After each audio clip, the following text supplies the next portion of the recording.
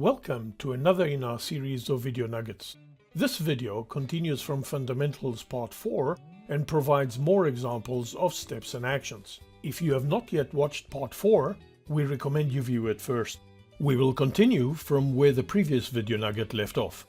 If your project list is short, you can scroll to locate the project. If it's longer, start typing in the search bar to filter the list. In our case, we will open distance to partial to.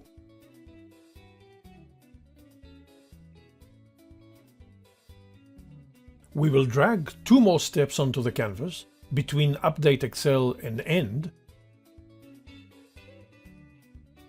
double-clicking on one to name it Convert, enter for new line, distance to, another enter for new line, decimal,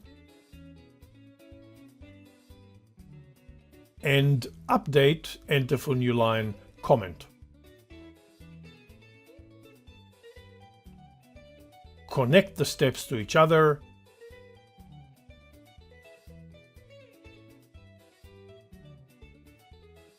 and save the project. Select the Convert Distance step, expand the asset tree and then the Custom Instances branch. Drag the results decimal variable, which we created in the third fundamentals video, into the action pane. Click the function button in the field and in the dialog drill down into built-in services, conversion and select convert text to decimal number. The dialog filters out all methods and properties which are not applicable to the field from which we launched the dialog. We are seeing functions with the decimal return type as indicated in the dialog title. Click Set.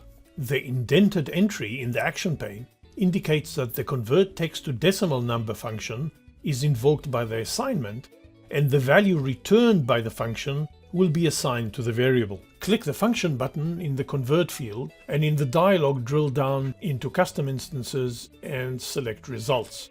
Note that the dialog presents functions and objects appropriate to the field from which it was invoked. Text objects and return types in this case. Save the project for use in the next nugget. Thank you for watching. Part 6 of the Fundamentals Nuggets provides more examples of adding actions to steps. Bye for now.